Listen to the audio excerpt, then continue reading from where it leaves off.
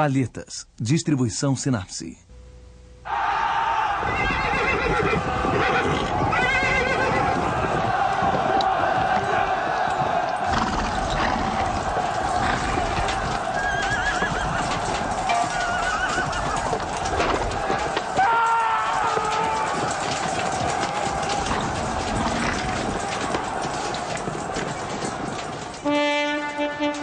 Algazarra na Toscana. Paolo di Dono, chamado de Paolo Uccello, Florença, 1397-1475. Batalha de San Romano, 1435-1440.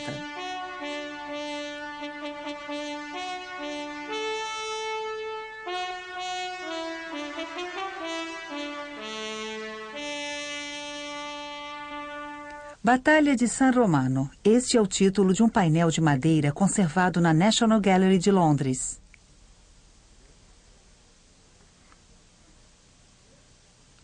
Um segundo painel encontra-se na Galleria degli Uffizi, em Florença.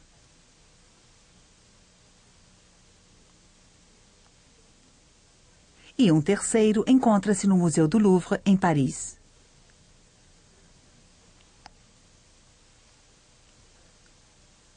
O quadro de Florença está assinado embaixo à esquerda, sobre um escudo caído no chão. Pauli Uccelli Opus, isto é, obra de Paolo Uccello, ou seja, Paulo o Pássaro, nome artístico do florentino Paolo di Dono.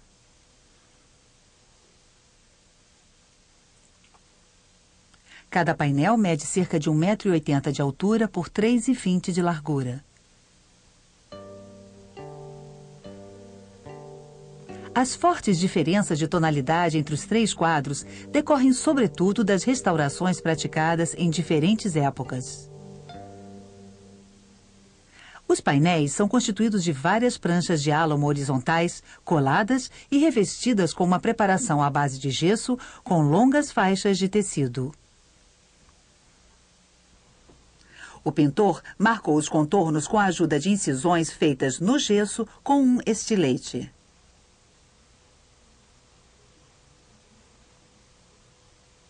As incisões delimitam também as folhas metálicas colocadas, de acordo com o uso, sobre uma camada de argila vermelha, visível nas partes mais gastas. Folhas de prata para as couraças. Folhas de ouro para os adereços dos cavalos ou para as trombetas. As folhas apresentam gravuras mais delicadas, feitas com estilete, e motivos decorativos regulares, feitos com a punção. Os pigmentos utilizados são correntes na época. A liga é a gema de ovo. As cores indicam a grande liberdade do pintor. Arreios de tons vivos, escudos coloridos, estandartes flamejantes são pretextos para justapor tons brilhantes. Só a grama e as folhagens são escurecidas. O pintor não hesita em pintar cavalos em tons de laranja, azuis ou vermelhos, excessos que lhe foram censurados. Os três quadros foram construídos segundo o mesmo modelo. Um cavaleiro ocupa o centro da composição.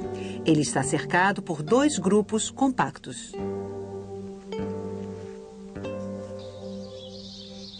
Local da batalha: às margens do rio Arno, entre Florença e Pisa, perto da Torre de San Romano. Data: domingo, 1º de junho de 1432. Os fatos: a guerra entre Florença e Siena. Niccolo Maurizio da Tolentino, encabeçando os mercenários de Florença, ataca as tropas a soldo de Siena. Os sieneses mais numerosos começam vencendo, mas depois perdem a vantagem. Um de seus chefes foi atingido. Acreditou-se durante muito tempo que se tratava de Bernardino della Ciarda. Causa dessa brusca virada da situação? Outras tropas florentinas, comandadas por Micheletto Attendolo da Cotignola, atacam pela retaguarda os sieneses, que preferem fugir. Florença, que acabara de sofrer várias derrotas militares, considera este episódio sem brilho como uma grande vitória. Niccolo, Bernardino, Micheletto, 3 condottieri, isto é, capitães de guerra que se vendem com suas tropas a cidades como Siena ou Florença. Nessa época, Florença era uma república independente, governada por 9 magistrados, a senhoria, com tendências cada vez mais oligárquicas. A influência de Cosme de Médicis, chefe de uma família de banqueiros e de mercadores, cresce e inquieta o governo.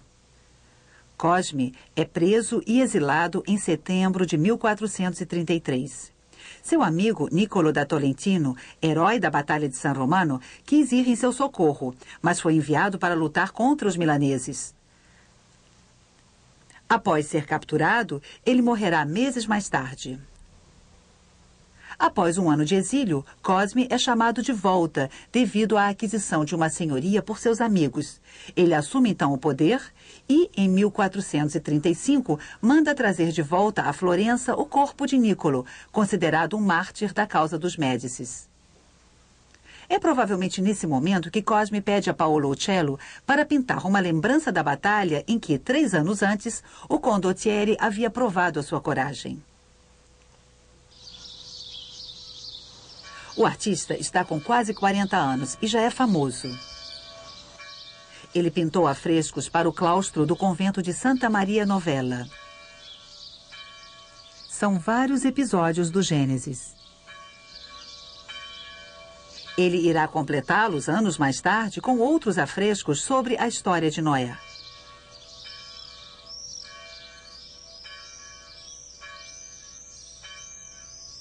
E, sobretudo, executou para a catedral o monumento a Sir John Hawkwood, Giovanni Acuto para os florentinos, um condottieri inglês que, em outros tempos, serviu a cidade. Este é um afresco em trompe-l'œil.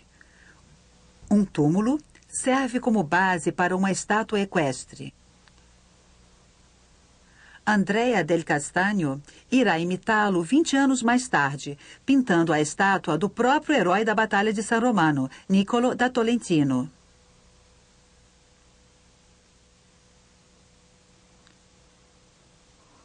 Os 3 painéis puderam ser identificados e atribuídos a Uccello graças a um inventário do Palácio de Médicis encontrado no início do século XX e que descrevia os lugares exatamente como eram em 1492, quando da morte de Laurent o Magnífico. Dizia o inventário, no grande aposento do térreo chamado de Quarto de Laurent, 6 quadros emoldurados em ouro, sendo 3 da Batalha de San Romano, pelas mãos de Paolo Uccello. A edificação, construída na Via Larga para substituir a antiga Casa dos Médicis, foi ocupada a partir de 1452. Assim, os historiadores pensaram de início que os painéis haviam sido pintados para o palácio após essa data. Em 1954, durante uma restauração, os pesquisadores descobrem antigos recortes no painel de Florença. A forma retangular atual se deve ao acréscimo de uma peça de madeira triangular à direita e de uma peça em forma de trapézio à esquerda. A mesma descoberta foi feita no painel de Londres, em que os recortes estão invertidos.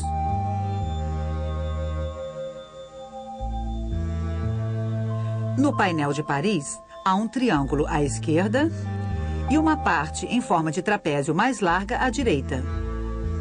Finalmente, há uma emenda em retângulo embaixo à esquerda. Assim como as outras, ela é visível a olho nu. A parte recortada se adaptaria ao ângulo superior de uma porta.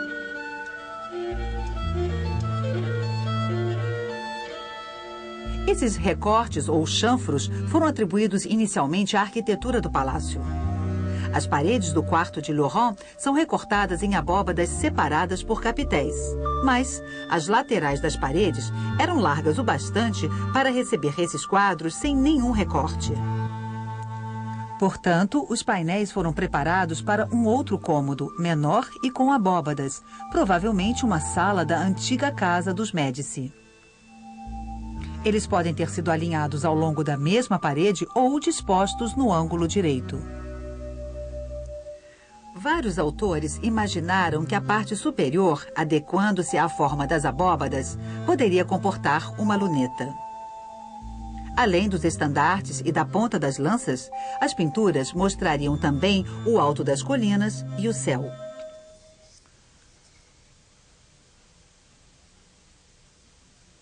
Em 1494, Pedro de Médici é expulso pelos florentinos. O palácio é pilhado. Os painéis são mutilados, provavelmente para eliminar os brasões dos estandartes. Já destruídos, eles teriam sido retalhados a seguir. Suas arestas cortam com nitidez a camada de pintura. E o enquadramento da imagem parece, em certos locais, bem justo. Os Médici retornam em 1512, fazem o inventário de seus bens e os recuperam. No fim do século XVIII, os painéis são vendidos, ficando apenas um em Florença.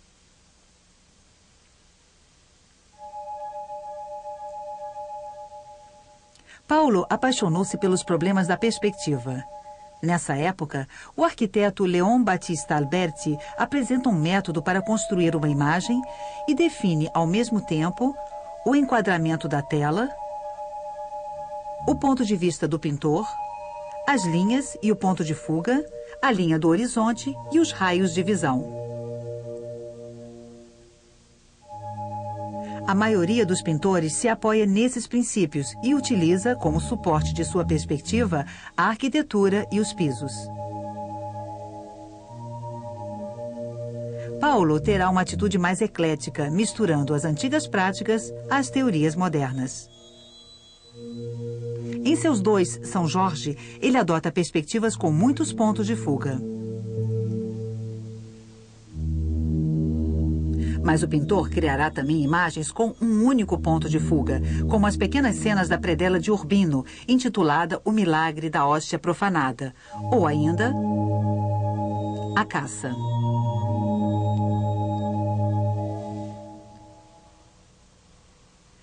Em uma paisagem como esta da batalha, há poucos pontos de referência.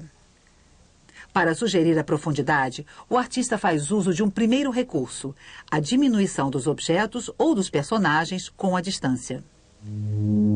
Na Batalha de Londres, os do primeiro plano são 6 vezes maiores do que os do fundo. Na de Florença, os personagens do primeiro plano são 3 vezes maiores do que os que estão em uma colina próxima e 6 vezes maiores do que os do fundo. Um outro artifício. Nesses 2 painéis, as lanças quebradas no chão compõem uma espécie de tabuleiro de xadrez em perspectiva artificial.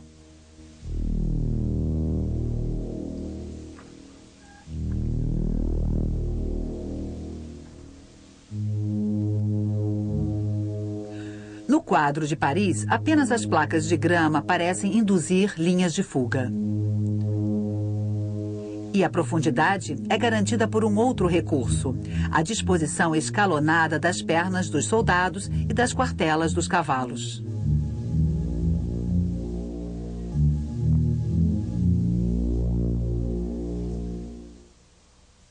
Uma imagem frequente é a do mazzocchio.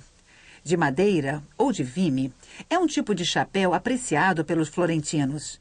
É usado sozinho ou como armação para o turbante. O mazzocchio, com suas várias faces em perspectiva, é um dos mais difíceis de se executar. O pintor representa diversas vezes o mazzocchio, que aparece com frequência em suas obras, em especial em 2 das batalhas.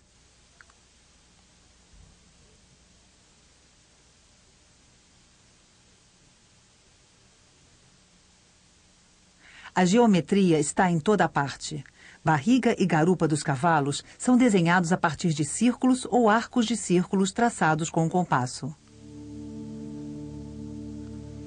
A imagem é difícil de ser lida, pois Paulo tem um gosto acentuado pelos paradoxos visuais.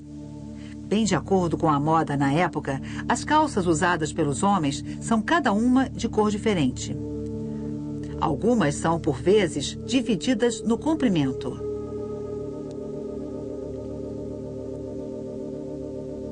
Dois cavaleiros correm.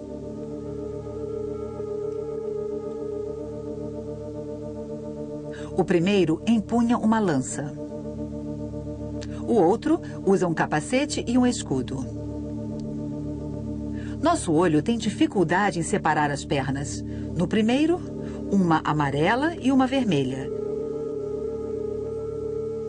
No segundo, uma vermelha e uma amarela protegida por uma couraça.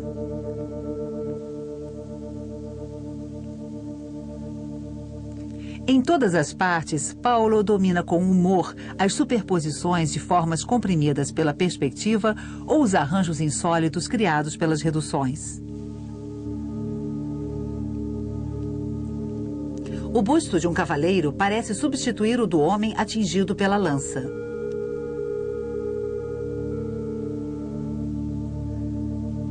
A testeira do cavalo do pajem parece se prolongar na armadura dos ombros de Niccolo, como se o animal se transformasse numa espécie de dragão ou de elefante. Os penachos dos combatentes tornam-se as flores da cerca viva. As folhas de carvalho desenhadas sobre a veste do guerreiro negro florentino misturam-se às da vegetação, como se o cavaleiro se dissipasse pouco a pouco na folhagem. A composição chega a brincar com a analogia. No painel de Paris, o cavalo salta por cima do contorno de uma porta.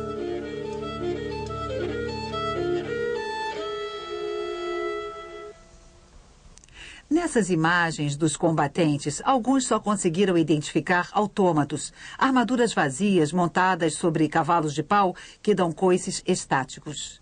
No entanto, ao contrário, os painéis podem ser lidos como um tríptico à glória do movimento puro. Niccolo, ereto sobre seu cavalo empinado, dá o sinal de ataque levantando o bastão de comando. A partir daí, o movimento é transmitido sucessivamente de um para o outro. Dois lanceiros correm juntos. Suas posições parecem mostrar os estágios da competição. A mesma ilusão se vê no painel de Florença.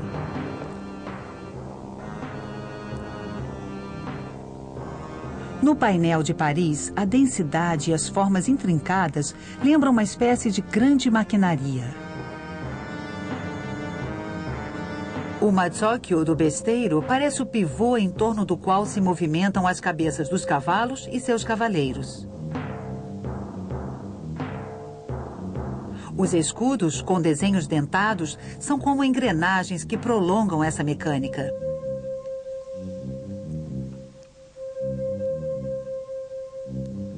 À esquerda, 5 cavaleiros são vistos de perfil, alinhados, mas um pouco desencontrados. Entre o último, que, virado, empunha a sua lança, e o primeiro, que ataca com a lança na horizontal, Paulo representou as diversas fases do gesto. Mas só mostra um cavalo por inteiro. É como se ele decompusesse o movimento de um único personagem. Essa imagem anuncia as análises que Marey fará, séculos depois, com o auxílio de aparelhos fotográficos de precisão. Lanças, piques ou alabardas criam uma movimentada profusão de linhas oblíquas, cujos ritmos, ora em harmonia, ora em contraposição, se estendem pelos 3 painéis, formando uma outra composição cinética.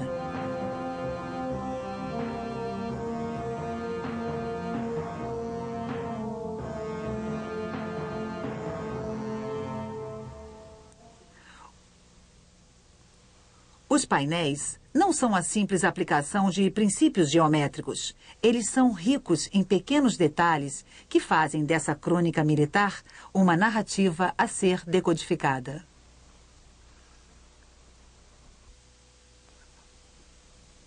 Em um cavalo morto, vê-se sangrar uma ferida de pique.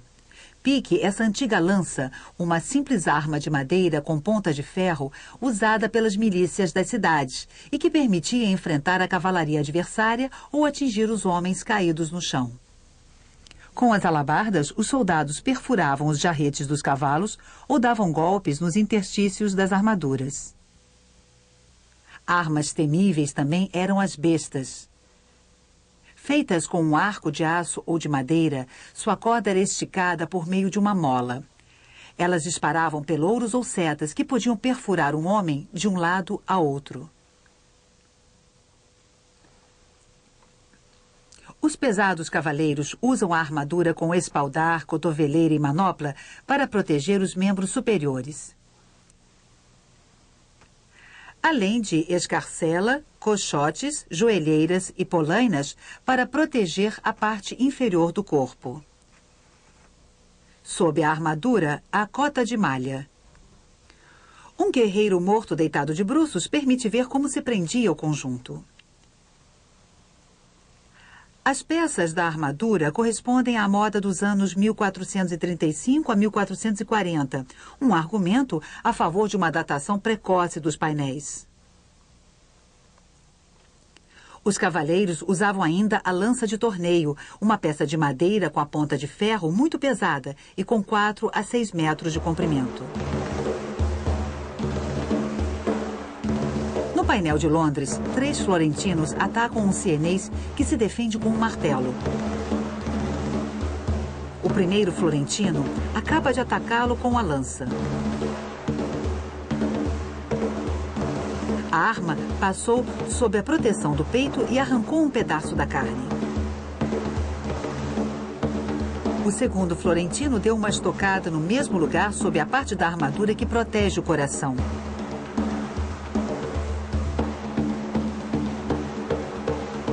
O terceiro dá um golpe no braço direito do sienês, que vive seus últimos instantes.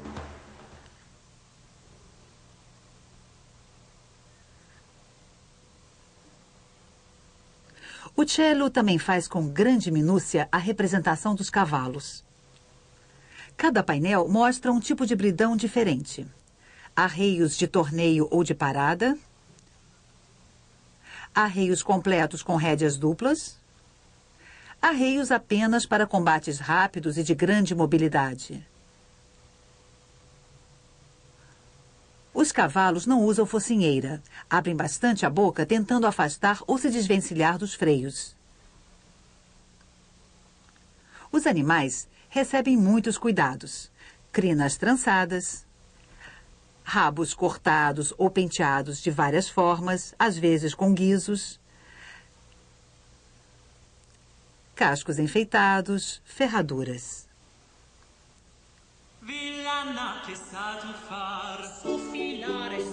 Ao centro do painel de Florença, no meio dos campos margeados de cercas vivas, um galgo sem dono corre ao longo dos caminhos sulcados, fazendo 3 lebres fugirem. Talvez uma alusão aos sieneses que fogem como animais caçados.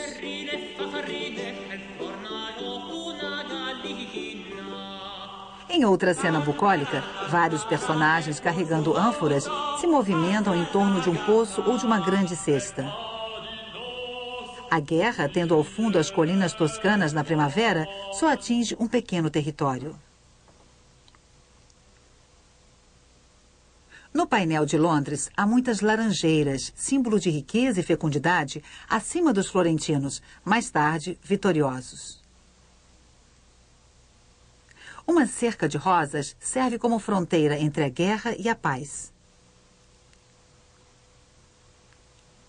À direita, árvores de romã. Um cacho de romãs maduras, estouradas e como que sangrando, figuram como símbolo de morte e de heroísmo bem acima da cabeça do sienês encurralado.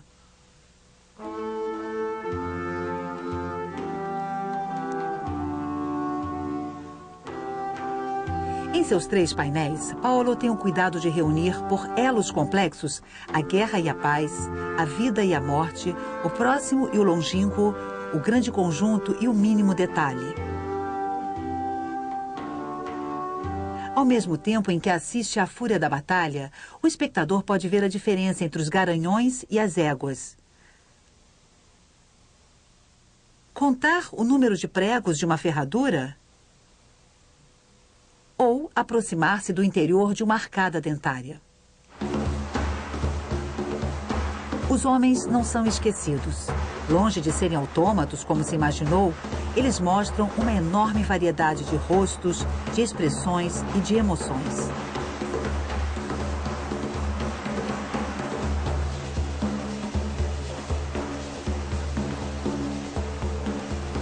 Muitos estão gritando, aumentando ainda mais a algazarra inaudita das armas, das armaduras, dos cavalos, das trombetas, algazarra que talvez seja, ao lado do movimento, um dos grandes temas ocultos dessas obras. Niccolo da Tolentino, bem diferente de seu outro retrato, pode ser reconhecido por seu alto turbante de brocado, combinando com seu manto vermelho. Seu pajem, trajando o mesmo manto, tem nas mãos o capacete do dono.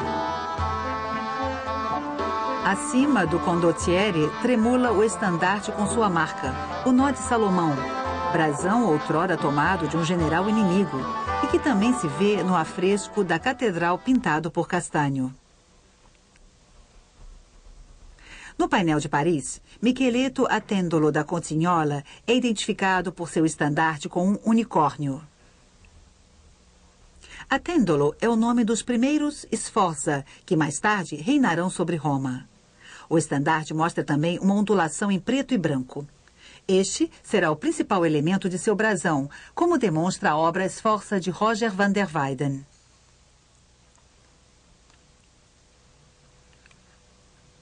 No painel de Londres, o cavaleiro negro é um attendolo, pois ele usa um colete com a mesma ondulação, prolongada com folhas de carvalho e arpões, motivos encontrados nas lanças quebradas no chão. Também estão presentes os membros da família Médici, pois as famosas bolas de seu brasão aparecem de diversas formas. Sobre escudos caídos no chão, vemos o brasão da família sienesa dos Petrucci, que, outrora, havia causado sérias perdas aos florentinos. O cavaleiro sienês condenado perdeu o seu escudo, que o designa como um Petrucci. A revanche de Florença é estrondosa. Conta a tradição que Paolo di Dono passou a ser chamado de uccello, isto é, pássaro, porque adorava pintar pássaros. Mas essa história pode ser apenas uma lenda. Na verdade, Uccello apôs sua assinatura em um escudo verde e azul. São as duas cores de uma antiga família florentina exilada na Bolonha, os Uccelli. O pintor pode ter querido invocar as suas origens e se inscrever na lendária história da Florença. O horror da morte, os gritos, a algazarra, a crueldade sangrenta dos confrontos são contrapontos selvagens a essa crônica cavalaresca que conserva na nova ciência pictórica o maravilhoso das antigas tapeçarias medievais.